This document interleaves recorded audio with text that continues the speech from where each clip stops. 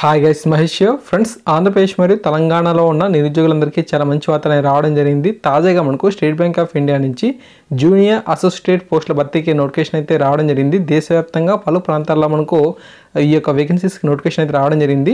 ఆంధ్రప్రదేశ్ మరియు తెలంగాణలో కూడా పోస్టులు అయితే ఉన్నాయి. సో ఈ యొక్క పోస్టులకు ఆ యొక్క అభ్యర్థులందరూ కూడా అప్లై చేసుకునేందుకు అవకాశం అయితే ఉంటుంది. మనకు డిగ్రీ కంప్లీట్ అయిపోయిన అభ్యర్థులు కానీ, లేదంటే డిగ్రీ లాస్ట్ ఇయర్ చదువుతున్న ఫైనల్ ఇయర్ సెమిస్టర్లు ఎవరైతే రాస్తున్న అభ్యర్థులు ఉంటారో వారందరూ కూడా ఈ పోస్టులకు అప్లై చేసుకోవచ్చు. ఆల్రెడీ మనకు ఆన్లైన్ రిజిస్ట్రేషన్ అనేది మనీ పేమెంట్ అనేది స్టార్ట్ అయిపోయింది. 12/4/2019 నుంచి 3/5/2019 వరకు కూడా మీరు దరఖాస్తు అనేది చేసుకోవచ్చు అని చెప్పి ఇన్ఫర్మేషన్ అయితే ఉంది. ఆంధ్రప్రదేశ్లో ఉన్న వేకెన్సీ కనుక చూసినట్లయితే జనరల్లో 103 ఉన్నాయి, ఈడబ్ల్యూఎస్కి 25, ఎస్సీకి 40, ఎస్టీకి 17, ఓబీసీకి 68, ఇలా టోటల్గా 253 పోస్టులు అయితే ఉండడం జరిగింది. పీడబ్ల్యూడీ కేటగిరీకి సంబంధించి కూడా మనకు వేకెన్సీస్ అయితే ఉన్నాయి. ఆ యొక్క ఇన్ఫర్మేషన్ మీరు చూడవచ్చు. ఎక్స్ఆర్ఎస్ కి సంబంధించి మనకు ఎక్స్ఎస్లో 25 ఉన్నాయి, డిఎక్స్ఎస్లో సంబంధించి చూసినట్లయితే 11 పోస్టులు అయితే ఉన్నాయి.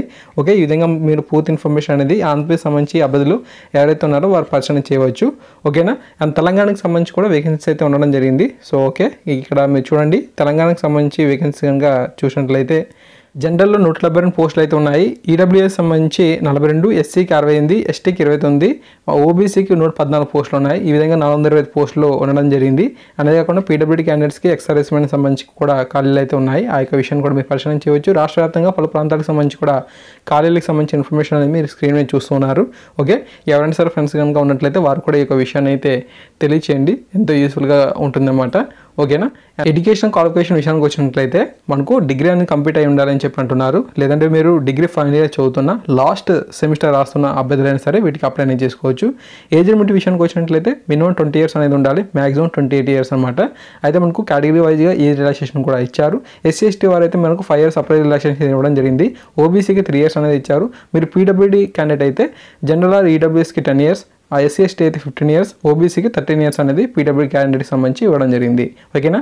మనకు సెలక్షన్ ప్రాసెస్ అనేది 2 స్టెప్లో ఉంటుంది. మనకు ప్రిలిమ్స్ ఉంటుంది, మెయిన్స్ ఎగ్జామినేషన్ అయితే ఉండడం జరుగుతుంది అనమాట. ఈ ప్రిలిమ్స్ ఎగ్జామినేషన్ అనేది మనకు 100 questions అయితే ఇస్తారు. 100 marks 1 hour పాటుగా ఉంటుంది. వీటిలో మనకు ఇంగ్లీష్ లాంగ్వేజ్ నుంచి 30 questions అయితే వస్తాయి, న్యూమరికల్ అబిలిటీ నుంచి 35 questions అయితే వస్తాయి, రీజనింగ్ అబిలిటీ నుంచి 35 questions అయితే వస్తాయి. ఓకేనా. సో మనకు నెగిటివ్ మార్కింగ్ కూడా ఉంటుంది. మనకు 1/4 కింద నెగిటివ్ మార్కింగ్ అనేది కటింగ్ అనేది చేస్తారు. ఓకే, మీరు ప్రిలిమ్స్ క్వాలిఫై అయిన తర్వాత మనకు మెయిన్స్కి అయితే పిలవడం జరుగుతుంది. ఇక మెయిన్స్ కూడా మనకు ఇక్కడ చూడవచ్చు. జనరల్ ఆర్ ఫైనాన్షియల్ అవేర్నెస్ సంబంధించి 50 questions అయితే వస్తాయి. జనరల్ ఇంగ్లీష్ నుంచి మనకు 40 questions అయితే వస్తాయి. క్వాంటిటేటివ్ ఆప్టిట్యూడ్కి సంబంధించి 50 questions అయితే రావడం జరుగుతుంది. ఈ విధంగా మనకు క్వశ్చన్కి 1 mark చొప్పున మనకు ఉంటుంది. కాకపోతే మనకు రీజనింగ్ అబిలిటీ అండ్ కంప్యూటర్ ఆప్టిట్యూడ్కి సంబంధించి 50 questions అయితే వస్తాయి, 60 marks అనమాట. సో 190 questionsకి 200 marks అనేది మెయిన్స్లో ఉంటుంది.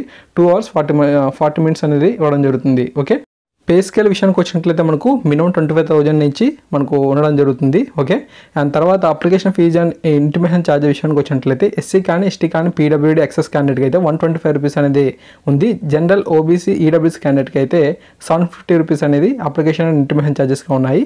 మీరు ప్రీ ఎగ్జామినేషన్ ట్రైనింగ్కి హాజరవ్వకుంటే ఎస్సీ కానీ ఎస్టీ కానీ ఎక్సెస్ కానీ, సో మైనారిటీ కమ్యూనిటీకి సంబంధించిన క్యాండిడేట్ అయితే మనకు విశాఖపట్నం అండ్ విజయవాడలో మనకు ఈ యొక్క ప్రీ ఎగ్జామినేషన్ ట్రైనింగ్ అయితే ఉంది. కాకుంటే మీరు హైదరాబాద్లో కూడా ఈ యొక్క ట్రైనింగ్ అనేది యూజ్ చేసుకోవచ్చు. ఓకే, తెలంగాణ వారు అయితే. ఓకేనా. ఇక నార్మల్ ఎగ్జామినేషన్ సెంటర్స్ కనుక చూసినట్లయితే చీరాల, చిత్తూరు, ఏలూరు, గుంటూరు, కడప, కాకినాడ, కర్నూలు, నెల్లూరు, ఒంగోలు, రాజమండ్రి, శ్రీకాకుళం, తిరుపతి, విజయవాడ, విశాఖపట్నం, విజయనగరంలో మనకు ఎగ్జామినేషన్ సెంటర్స్ అనేవి ఆంధ్రప్రదేశ్ సంబంధించి అయితే ఉన్నాయి. తెలంగాణ విషయానికి వచ్చినట్లయితే హైదరాబాద్, కరీంనగర్, ఖమ్మం, వరంగల్లో మనకు ఇక ఎగ్జామినేషన్ సెంటర్స్ అనేవి ఉండడం జరిగింది. ఓకే, సో ఈ విధంగా మనకు దేశవ్యాప్తంగా సంబంధించి కూడా వివిధ ప్రాంతాలకు సంబంధించి ఎగ్జామినేషన్ సెంటర్స్ అయితే ఉన్నాయి. కొన్ని అప్లికేషన్ ఫామ్స్ కూడా ఉండడం జరిగింది. సో ఇక్కడ మీ స్క్రీన్ మీద చూడవచ్చు. వీటన్నిటిని దయచేసి వీడియో డిస్క్రిప్షన్ నుంచి డౌన్లోడ్ చేసుకోండి. పీడిఎఫ్ అనేది మీకు వీడియో డిస్క్రిప్షన్లో ఇస్తాను. నేను వదిలిన సమాచారం ఏమైనా సరే ఉంటే మీరు అక్కడ చూడవచ్చు అనమాట. Okay, so thanks for watching this video. తప్పకుండా వీడియోని లైక్ చేయండి, 10 మందికి కూడా షేర్ చేయండి. ఛానల్ సబ్స్క్రైబ్ చేసుకుంటే ఎప్పటికప్పుడు వచ్చే అప్డేట్స్ అయితే పొందుతారు. Thank you.